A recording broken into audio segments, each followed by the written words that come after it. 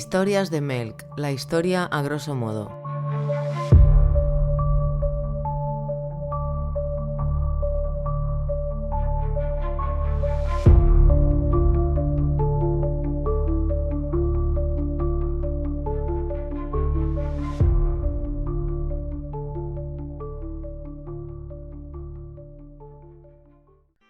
Saludos amigos. Hace unos días estaba escuchando el programa de Elena Pelayo, el podcast Mujeres con Historia, y era un programa dedicado a las leyes absurdas, sobre todo relacionado con las mujeres. Pues comentó que en Grecia, creo que era en el Partenón, las mujeres no podían usar tacones. Y esa historia me recordó una cosilla de otra prohibición, que me ha llevado a explicaros esta epopeya, la que a unos súbditos de la Corona de Aragón los paseó por todo el Mediterráneo. Pero la prohibición os la explico al final. La historia de hoy es cómo calificarla. Si tienes un león, acuérdate de darle de comer y nunca le ataques por la espalda, porque se va a revolver. Pues hoy viajaremos a plena Edad Media a conocer a unos tíos y tías tan salvajes como los vikingos, pero mucho más desconocidos. Acompañadme por este periplo que nos llevará desde la Corona de Aragón, en la península ibérica, a Constantinopla, Atenas y pasando por Sicilia. Nos vamos de viaje con estos guerreros a liarnos a tortas con todo aquel que se nos ponga por delante. Y a lo mejor con los de al lado también. Soy Tony de Melk y hoy os haré de guía turístico. Seguid la banderita. Empezamos. Bueno, empezaremos explicando un poco el momento en el que estamos sumergidos. La península ibérica, Edad Media, siglo XII, siglo XI. La península está dividida en varios reinos. Tenemos a los reinos cristianos de Navarra, Castilla, la Corona de Aragón, Portugal. Y al sur tenemos a los musulmanes. Los musulmanes cada vez están perdiendo más territorio en favor de los reinos cristianos. Es la llamada Reconquista. Como habéis visto en el título, hoy nos centramos en los almogávares. ¿Y quiénes son los almogávares?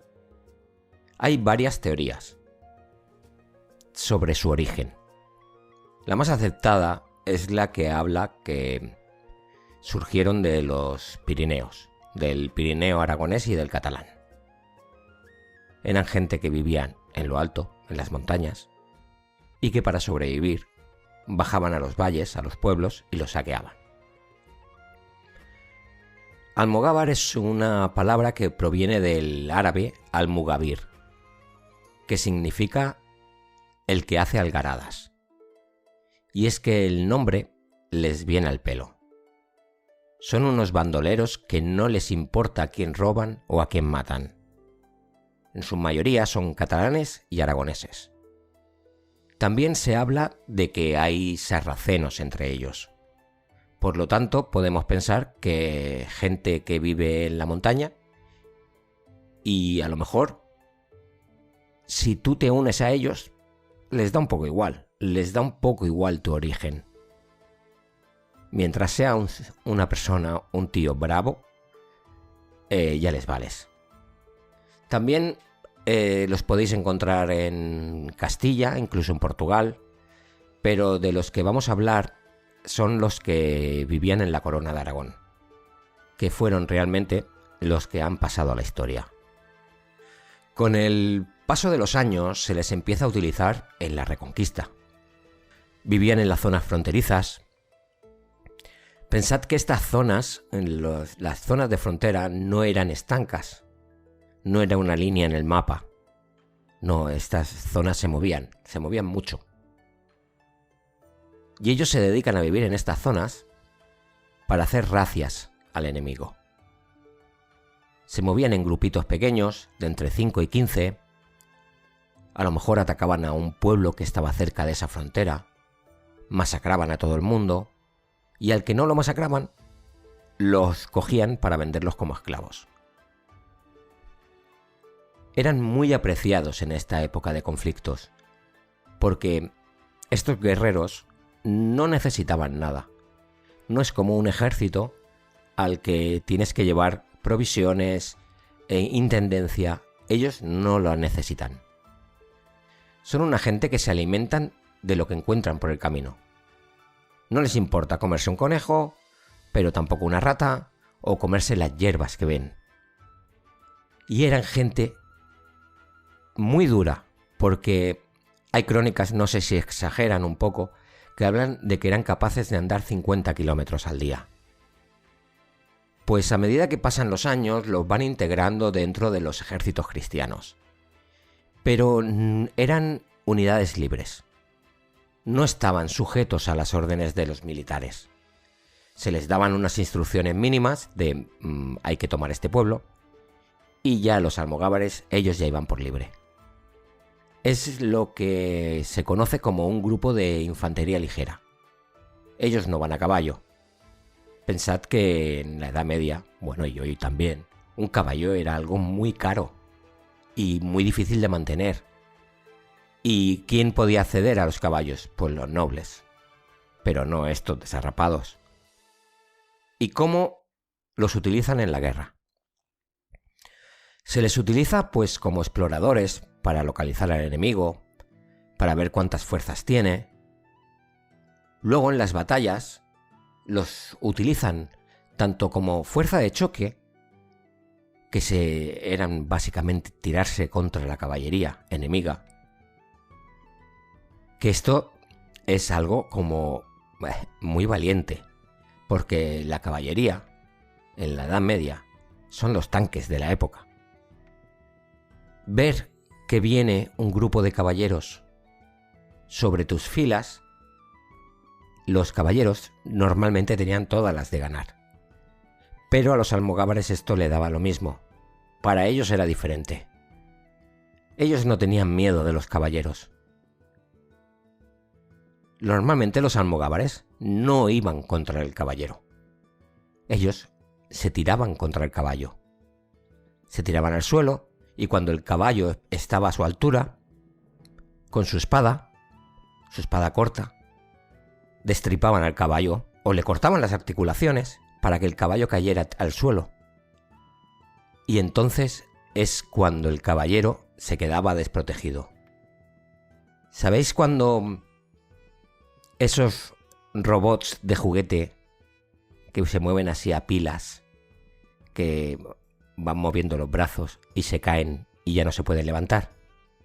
Pues estos eran los caballeros medievales. Cuando un caballero medieval caía al suelo con una armadura que podía rondar los 40 kilos, no podía moverse. Y ahí es donde el almogávar aprovechaba y bien le cortaba la cabeza o buscaba las articulaciones, o sea, donde se acaba una pieza de la armadura y empieza la otra, en ese huequecillo clavaban su espada. Estas espadas, no os penséis en una espada normal, son espadas muy cortas, con filo solamente en un lado, porque más que para clavar, las utilizaban para cortar. Como os he dicho, para cortar estas articulaciones, cuellos, en un momento dado, y así actuaban.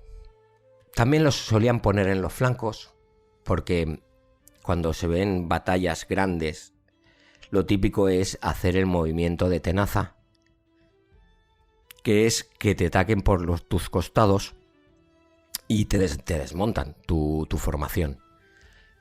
Allí también los colocaban a los almogávares. Los almogávares tenían muchísima movilidad y dentro de ellos habían 3 rangos. Estaba el propiamente dicho almogávar, que era el soldado de a pie.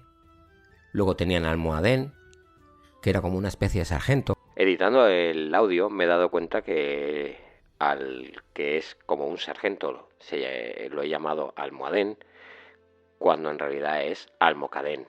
Era el que, en estos grupos de 5 a 15, pues el que mandaba. Y luego tenían al adalid. El adalid era como un capitán. Los adalides, el consejo de adalides, eran, por ejemplo, cuando estaban en una campaña, los que hablaban con el rey. El rey les daba 4 instrucciones de conquistadme esta ciudad, me da igual cómo lo hagáis, pero hacedlo. También entendedme que a lo mejor no era el rey, igual podía ser un conde. Con Jaime I el Conquistador, que fue el que conquistó Valencia y Mallorca para la corona de Aragón, ya llevaba a los almogávares en sus filas para conquistar las ciudades y para luchar contra los musulmanes. Ahora vamos a ver cómo vestían esta gente. Como os decía antes, eran unos desarrapados. Podían parecer de todo menos guerreros. Iban con una camisa larga o camisón que les cubría hasta media pierna. Llevaban un zurrón donde a lo mejor llevaban 2 trozos de pan para ir tirando. Usaban unos dardos, o más bien como unas lanzas pequeñitas, que estas son las que utilizaban antes de atacar. Las lanzaban contra los caballos, contra el ejército enemigo. Luego la espada, o gran cuchillo. Un casquete que podía ser de hierro o de cuero. Y una especie de como de cota de malla, pero solamente para la parte del cuello, para protegerlo un poco. Pero no parecían en nada soldados que podías ver en esta época. Ellos lo que necesitaban eran ser ágiles y rápidos. Pues como os decía, son utilizados en la Reconquista, pero llega un momento que la corona de Aragón, y esto tendrá importancia más tarde, en la península ya han llegado hasta donde pueden llegar. Su aliado, la corona de Castilla, el reino de Castilla, ha llegado un momento que lo han cerrado. O sea, ya la corona de Aragón no tiene frontera directa contra los musulmanes. Si quisieran avanzar y conquistar territorio del reino de Granada, debería ser a costa del reino de Castilla. Y el reino de Castilla es el más potente de la península. Por lo tanto, los almogávares están empezando a quedar sin trabajo. Y eso puede ser un problema, porque no saben estar parados. Esta gente no los pongas a cultivar el campo. En las primeras descripciones ya se dicen de ellos que nunca viven en villas, no vivirán nunca en ciudades. Ellos están en la naturaleza, en los bosques, en las montañas. Nunca se aposentan ni se quedan a vivir en la ciudad. Los almogávares, al no tener un sitio fijo, ellos viajan con toda la familia a donde vayan. Las mujeres y los niños se quedan en la retaguardia mientras ellos luchan, pero no muy lejos de ellos. Y ahora que los conocemos un poquito y vemos cómo se las gastan, vamos a hacer un salto en el espacio y en el tiempo. Saltamos al reino de Sicilia en el Mediterráneo central en 1250.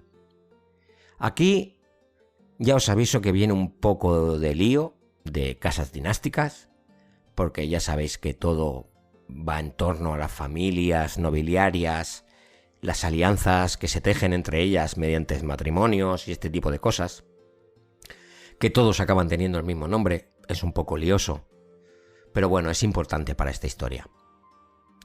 Pues Sicilia, que el reino de Sicilia, que no es solo Sicilia, también es el sur de Italia, manda Federico Hohenstaufen, emperador del Sacro Imperio Romano Germánico. Bueno, pues este buen hombre muere en estas fechas, en 1250. Pues aquí el Papa de Roma ve la oportunidad. Inocencio IV ve la oportunidad de quitarse de encima a esta casa germánica, que no se llevan nada bien, y por medio de unos tratados y unos acuerdos que tenían con la Santa Sede, el Papa se ve con la capacidad de decidir quién debe ser el rey de Sicilia. Y este reino se le ofrece al francés Carlos d'Anjou. Este no desaprovecha la oportunidad, le ha caído un reino de la nada y acepta. Aquí empieza una guerra que dura hasta 1266, entre la casa d'Anjou, los Hohenstaufen. Bueno, esta guerra la gana Carlos d'Anjou. Al heredero lo matan y se hace con el poder en Sicilia y el sur de la península itálica. Su gobierno, a diferencia del de Federico II, porque Federico II era un monarca que le gustaba a los sicilianos porque los respetaba bastante. Carlos no es así. Carlos es más despótico. Es distinto. Empieza a colocar franceses en los puestos claves de la administración. Toda la nobleza siciliana es apartada. Hay un ejemplo paradigmático de esto. El ejemplo es del tema de los papeles sobre tus tierras, ¿no? Los papeles sobre tus tierras, tus casas, pues, por decirlo de alguna manera, no estaban al día. Pero era la forma de funcionar de los sicilianos. Tú dices que es tu casa y nadie te va a llevar la contraria porque todo el mundo sabe que aquella es tu casa. Pero con Carlos d'Anjou no es así.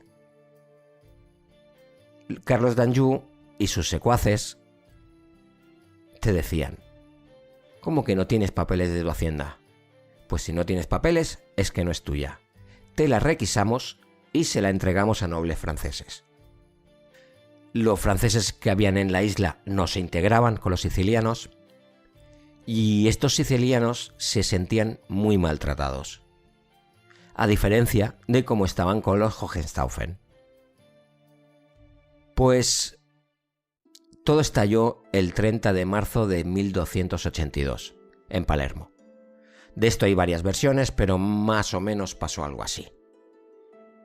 Estaban unos sicilianos, apareció un grupo de franceses, soldados. Este grupo se empiezan a meter con una chica siciliana. Hay una bronca entre los sicilianos que estaban allí y estos soldados. Uno de los sicilianos saca un cuchillo y mata al sargento francés.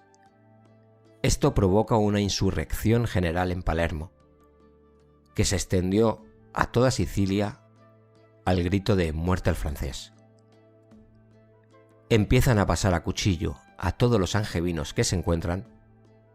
Los angevinos son el nombre que se le da a los seguidores de Carlos d'Anjou. Y estos son las famosas vísperas sicilianas. No matan a todos los franceses porque hubo pueblo que los franceses tenían buena relación con los isleños y a estos les permitieron marcharse. Pero básicamente lo que ocurrió fue que expulsaron a todo francés que se encontraron en la isla. Y los que pudieron sobrevivir se fueron a la península, dirección Nápoles. Y claro, habían echado a los franceses, pero ellos no eran un ejército. Sicilia no tiene un ejército y las represalias van a llegar. Hay que buscar un aliado para poder aguantar el envite de los franceses. ¿Y a quién llaman? Al rey de la corona de Aragón, Pedro III. Lo quieren como rey antes que al francés. A Pedro III se le viene como anillo al dedo esta situación porque, como os comentaba, su expansión por la península ha llegado al tope. En la península no pueden hacer nada, entonces solo pueden expandirse vía Mediterráneo. Y claro, controlar Sicilia, que está justo en medio, es un regalo que no puede declinar. Pedro III, para darle legitimidad a su movimiento, se agarra a que está casado con Constanza de Hohenstaufen, hija de Manfredo de Sicilia, uno de los que se peleó con Carlos de Anjou por la isla, que murió en combate. Es un poco más lioso, porque realmente Manfredo no era hijo legítimo, era un hijo bastardo. Entonces los derechos dinásticos aquí flaquean un poco. Pero bueno, las tropas de Pedro III desembarcan en Sicilia y allí son recibidos como verdaderos héroes. ¿Y quién viene entre las tropas? Pues nuestros amigos los almogávares. Que los almogávares ya tenían mucha fama en toda Europa. Y claro, los sicilianos, cuando ven llegar a los almogávares, que se piensan que van a venir los grandes guerreros, pues ven a unos tíos sucios, con barbas. Aquí es cuando los sicilianos se preguntan, ¿pero estos son los grandes soldados? Si más bien parecen todo lo contrario. Bueno, esto es una anécdota. Pues hay una serie de luchas contra los franceses, pues que a lo mejor intentan invadir la isla, y están ahí los almogávares para defender. Pero claro, como Carlos de Anjou también controla el sur de Italia, allí también se dan batallas. Aquí entra en escena un hombre, mano derecha del rey, que es el jefe de la Armada Real, que es Roger de Lauria. Aquí un segundo, porque me gustaría hacer un pequeño inciso y que me perdonéis, porque yo estos personajes a todos los conozco, pues los conozco como los he estudiado, que es en catalán, y son personajes que el nombre les cambia y se me hace raro decirlo en castellano, pero es que este podcast es en castellano y hay que hacerlo bien. Entonces puede ser que alguna vez se me escape algún nombre en catalán. Nada, es para pedir disculpas si en algún momento ocurre. Aparte de estos nombres, es que la mayoría de ellos tienen calles en Barcelona y los relacionas enseguida con su nombre. Bueno, por eso os pido ya disculpas de antemano. Un ejemplo es que, por ejemplo, si estoy hablando de Pedro III, el ceremonioso, cuando para mí siempre ha sido Pere Tercer Cerimoniós, o el propio Roger de Lauria, para mí siempre es Roger de Llúria. Por eso espero que no me ocurra nada más. Volviendo, Roger de Lauria es el jefe de la armada y tiene muy buena relación con los almogávares. Que quién lo diría, porque es un noble, realmente nacido en Italia, pero fue trasladado a Barcelona desde muy pequeñito. Es un ciudadano de la corona de Aragón a todas luces. Y claro, esta alta nobleza, o sea, está con este grupo de delincuentes, porque no son otra cosa, los almogávares, pues bueno, hacen muy buenas migas. Y es que Roger de Lauria es muy buen marino. Batalla que lucha, batalla que gana. Bueno, llegó incluso a decirse que un pez que no tuviera la enseña de Aragón en su cola no podría vivir en el Mediterráneo. O sea, hasta ese punto controlaban esta zona del mar. Pues hay un montón de pequeñas escaramuzas. Soltaban a los almogávares en Calabria para que hicieran allí de las suyas. Y todo esto se alargó bastante. Estuvieron cerca de 20 años. Carlos de Anjou, los angevinos, nunca pudieron recuperar Sicilia y al final acabaron pactando un acuerdo con los aragoneses. Se firmó la paz de Caltabellota en 1302. Sicilia para Aragón, Nápoles para los Anjou. Realmente luego, después de un tiempo, Sicilia tendría que volver con los Anjou, pero bueno, eso nunca ocurrió porque los sicilianos siguieron perteneciendo a la Casa de Aragón.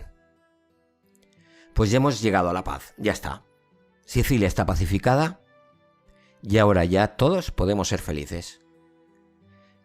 Pero entre los almogávares ha surgido otra figura durante estos años de guerra, de un mercenario que iba dando vueltas por el Mediterráneo, que se ha convertido en uno de los jefes de los almogávares. Este es Roger de Flor.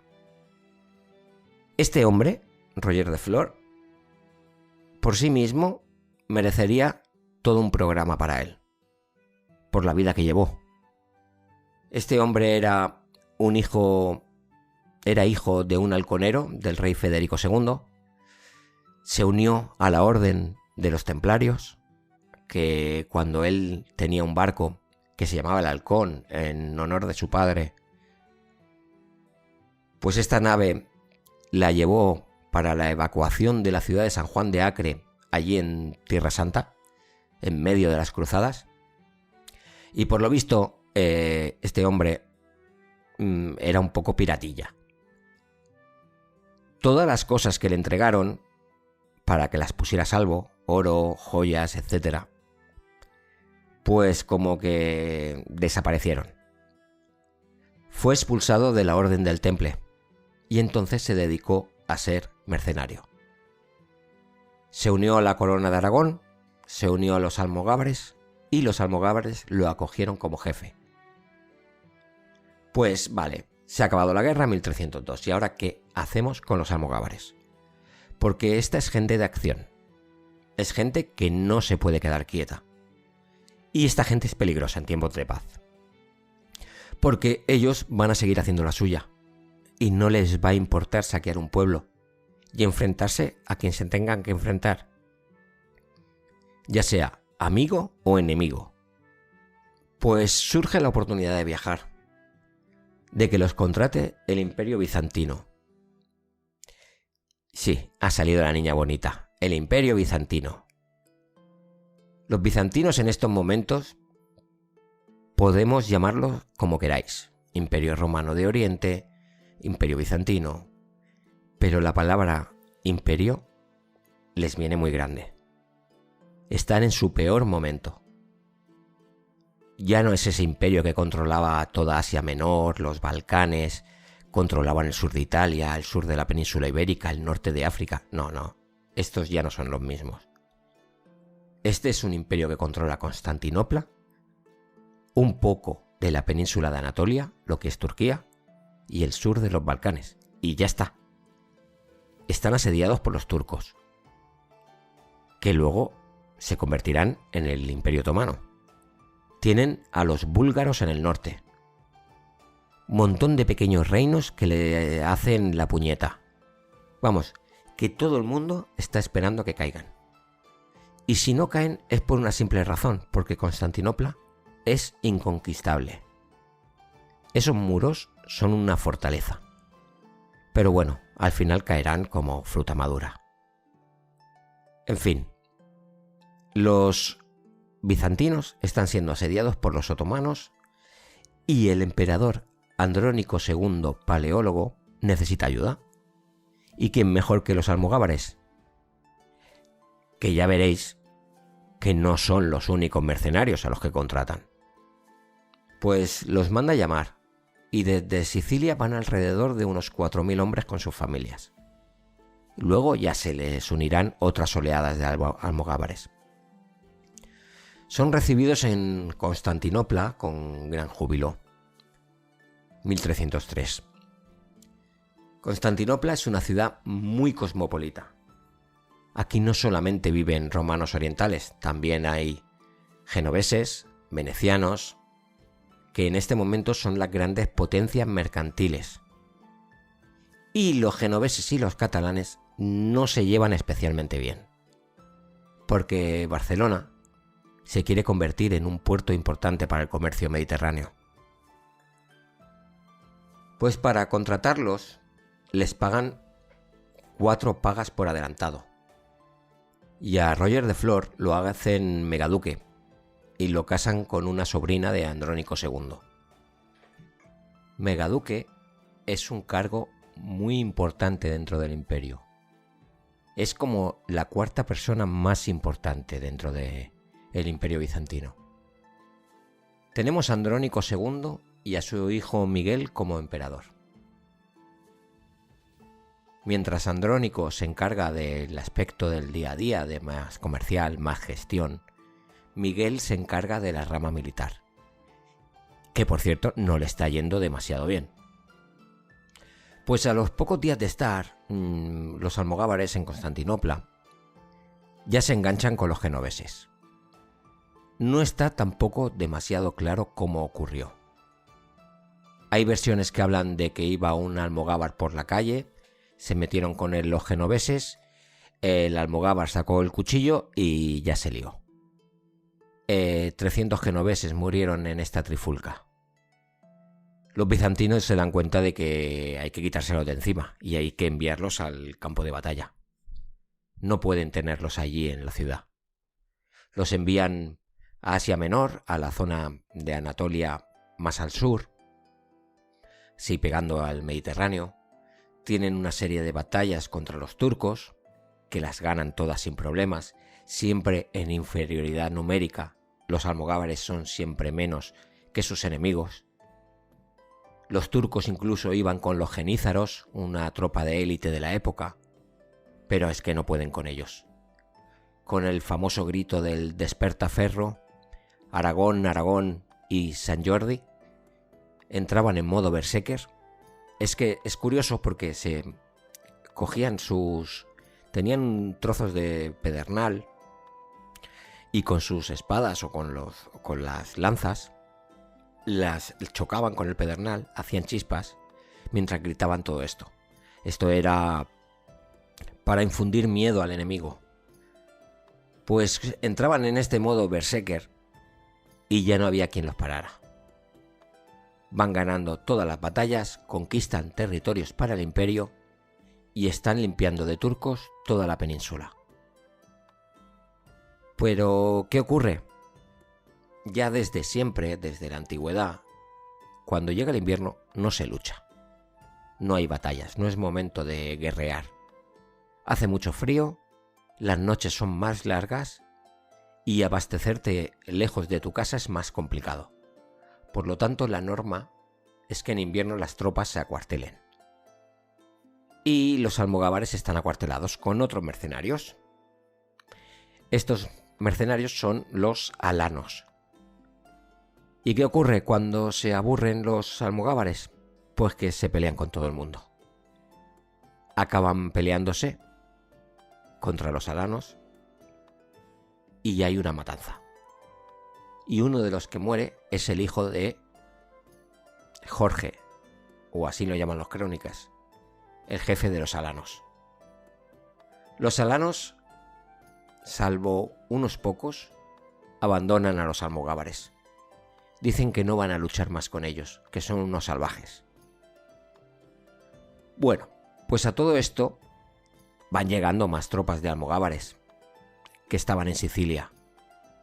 Llegan personajes importantes como son Berenguer de Entensa o Bernat de Rocafort, amigos personales de Roger de Flor. Y cuando llega la primavera, pues continúa la campaña. Siguen luchando contra los turcos y siguen ganando. No hay quien les haga sombra. Ellos hacen rapiñas y siguen avanzando. Lo que ganan, lo que han rapiñado, lo dejan en las ciudades controladas por los bizantinos para ellos seguir avanzando. Pero es que hay varios problemas. Cuando están volviendo de una de las campañas, por pueblo que pasan, pueblo que arrasan. Y estos ya no son pueblos dominados por los turcos, son pueblos dominados por los propios bizantinos. Entonces, uno de los sitios donde habían dejado sus pertenencias, sus ganancias, es Magnesia. Y cuando llegan a Magnesia no les abren las puertas. A los pocos almogávares que estaban dentro de la ciudad los habían masacrado y no les van a abrir y no van a dejar que entren los almogávares. Los almogávares están pidiendo lo que ellos habían conseguido, que se lo devolvieran. Magnesia dice que no. ¿Qué ocurre? Que deciden poner sitio a la ciudad. Enfurecidos, intentan sitiarla, pero es que hay un problema, es que ellos no saben sitiar. Ellos son tropas de choque, son tropas para batallas.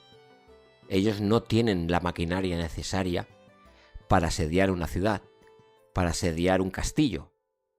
No saben tomar una ciudad, no saben cómo hacerlo, y se quedan con un palmo de narices.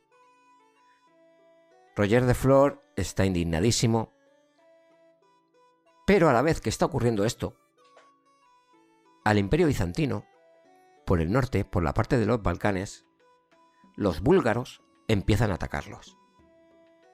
Andrónico II llama a los almogávares para que suban al norte y luchen contra los búlgaros.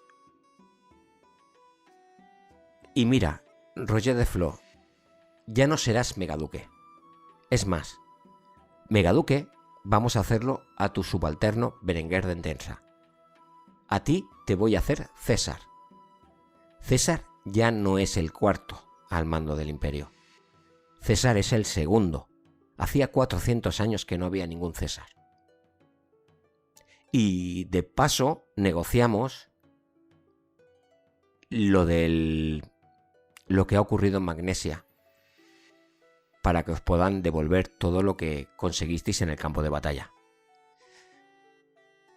Bueno, está de acuerdo Roger de Flor, deciden ir hacia el norte y tienen que ir a Adrianápolis. Allí se les va a hacer un banquete para hacer esta negociación y llegar a un acuerdo. Y bueno, pues allí va Roger de Flor con entre 100 y 300 adalides. El resto de almogávares se van a Galípoli, en el estrecho de los Dardanelos, que luego se hizo muy famoso por la batalla de Galípoli en la Primera Guerra Mundial. Roger de Flor llega a Adrianápolis, entran en el salón donde se va a celebrar el banquete, van desarmados, y aquí ocurre lo que a mí me recuerda mucho a la boda roja de Juego de Tronos. Las puertas se cierran, entran cientos de alanos, capitaneados por Jorge, armados hasta los dientes, y masacran a los almogávares. Todo esto fue orden de Miguel, el comperador, el hijo de Andrónico, que estaba viendo que los almogávares estaban cogiendo mucho poder dentro del imperio. Sobre todo Roger de Flor estaba cogiendo cargos muy importantes. Se les iba a destinar tierras a los almogávares que conquistaran en la península de Anatolia, y habrían estas tierras, serían para ellos, tendrían a este grupo de salvajes conviviendo dentro de sus fronteras. Y una cosa es tenerlos de mercenarios que cuando acabe la guerra se vayan, y otra cosa es que los tengas siempre allí. Hay algunos almogávares que pueden escapar de Adrianópolis y pueden dirigirse a Galípoli a explicar lo que ha pasado. Hay una orden en el imperio que hay que acabar con todos los catalanes, que es como los conocían ellos. Ya sabéis que había gente de Aragón, pero eran conocidos como los catalanes porque esta expedición que hicieron los almogávares de irse a ayuda del Imperio Bizantino era llamada, esta expedición se llamaba la Gran Compañía Catalana, y por lo tanto eran conocidos como los catalanes. Miguel se las pintaba muy felices porque se pensaba que acabando con los jefes acabaría rápidamente con esta tropa. No sabía dónde se había metido. Ahora es cuando entra en liza el título del programa de hoy, porque por lo que sea, a los almogávares esto no les ha sentado bien. que maten a sus hombres a traición. Ahora es lo que se conoce como la venganza catalana. Los bizantinos se piensan que ya no tienen líderes, que los almogávares acabarán en desbandada, pero no es así. Tenemos a Berenguer de Entensa, tenemos a Bernat de Rocafort y también a Ramón Muntaner, que es el cronista que nos cuenta toda esta historia. Es un cronista de primera mano, uno que estuvo allí, no que le han contado, no, que lo vivió. Pues durante los próximos 2 años, los almogávares salieron de Galípoli y se dedicaron a arrasar toda Grecia y Tracia. Pero cuando hablamos de arrasar, lo decimos en serio. Mataban a todo el mundo. No respetaban nada. Ni mujeres, niños, ancianos, ni animales. Quemaban los pueblos, quemaban los campos. ¿Sabéis esa famosa frase que decían de Atila? Que por donde pasaba no crecía la hierba. Pues esto es exactamente lo que sucedió al sur de los Balcanes. Atacaron el monte Athos, que aquí es donde estaban, es una zona que es donde están los monasterios ortodoxos griegos arriba en las montañas. Pues pasaron a cuchillo a los monjes, robaron todo el oro que pudieron y a los alanos también los masacraron. El que pudo escapar se escapó hacia dirección Ucrania y así se estuvieron durante 2 años. Las mujeres se quedaron en Galípoli. Ramón Muntaner se quedó con ellas. Y el ejército bizantino, en colaboración con los genoveses, que al mando de ellos estaba Spinola, atacó la ciudad.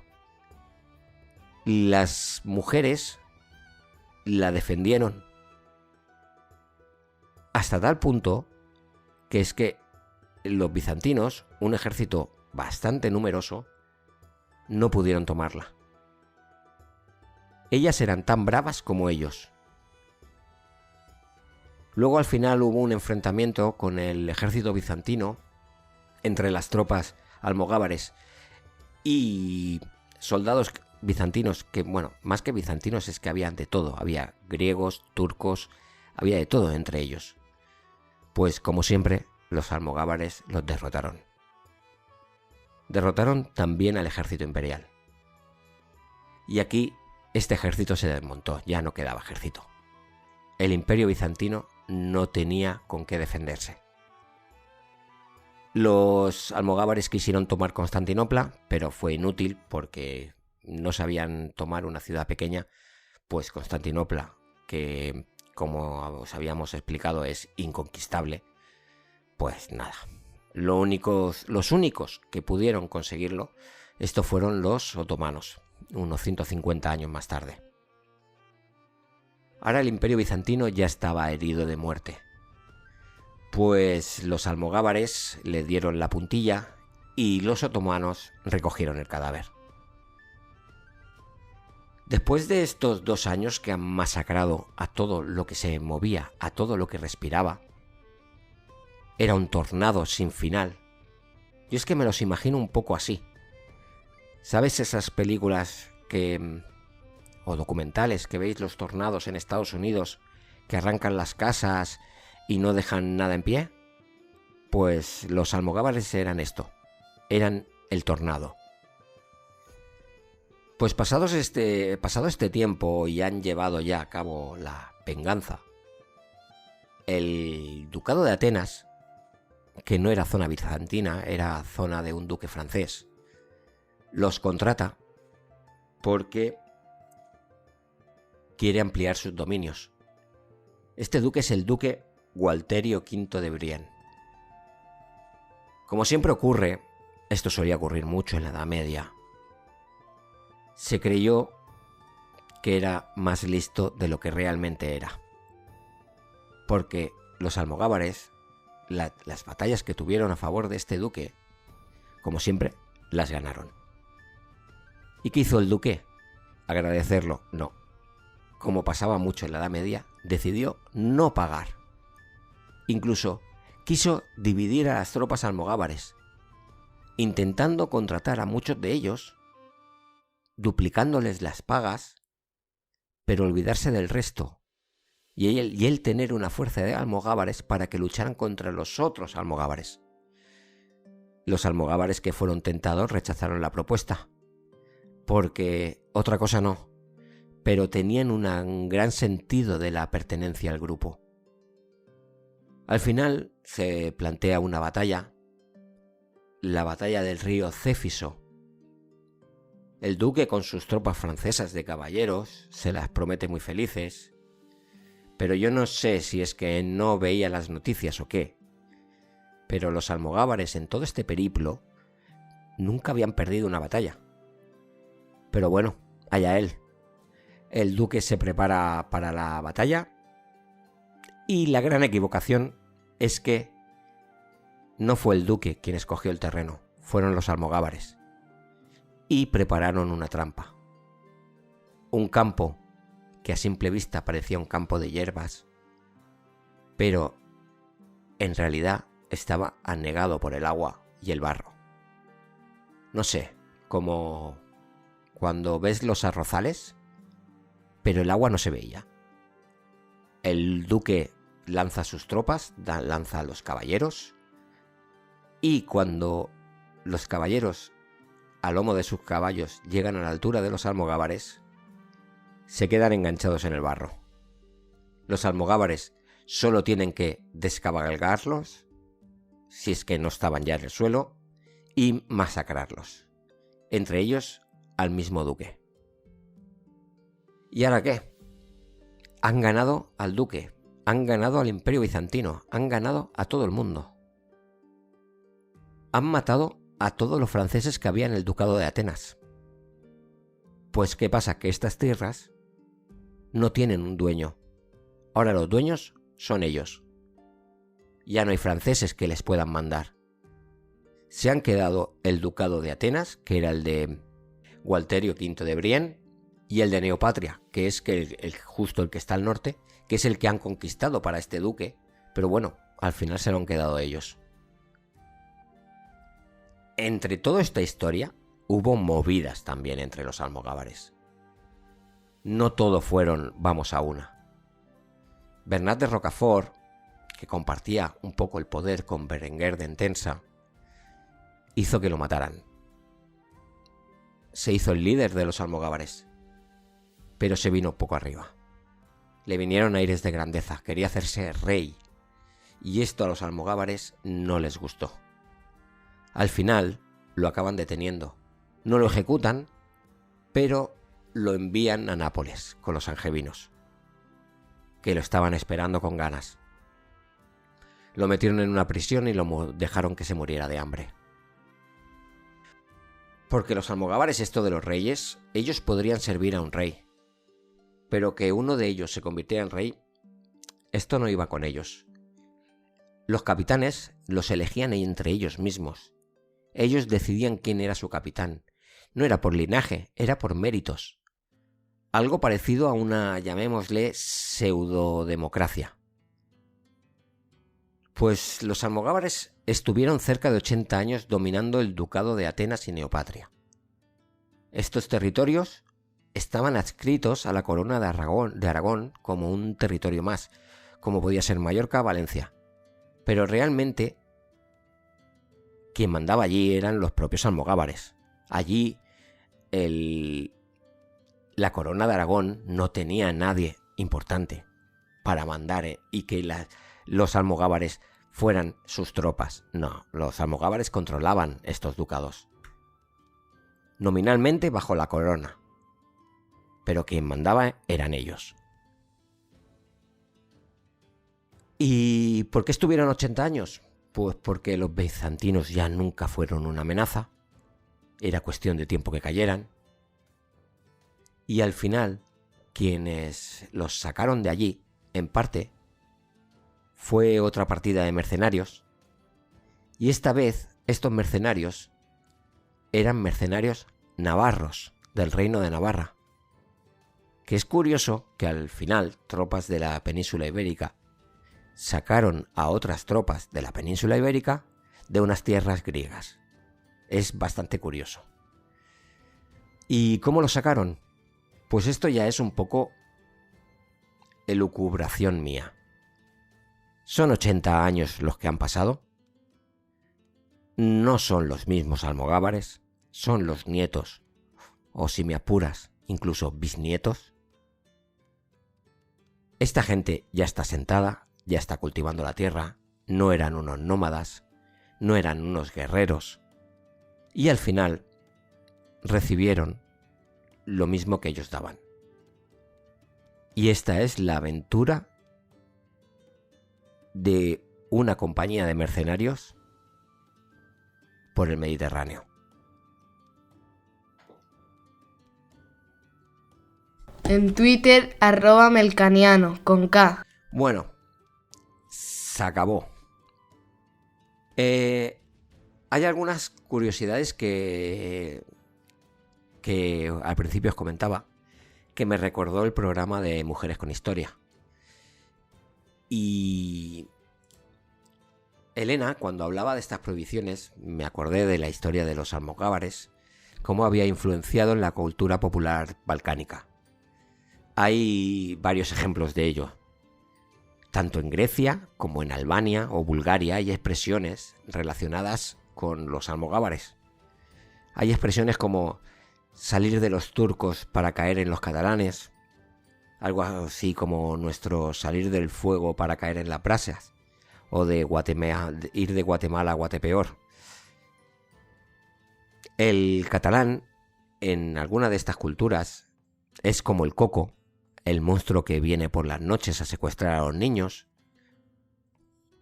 Hay zonas de Bulgaria que se conoce catalani como a las bandas violentas. Cuando viene gente problemática dice, ya están aquí los catalanes. Para desearle mala suerte a alguien hay una expresión que es que Dios no te manda a los catalanes. E incluso, que esto es lo que me recordó lo de la prohibición, en el monte Athos, donde están los monasterios, los catalanes hasta el 2005, siglo XXI, tenían prohibida la entrada.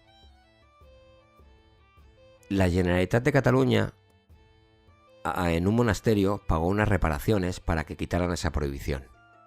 Hoy en día pueden entrar los catalanes.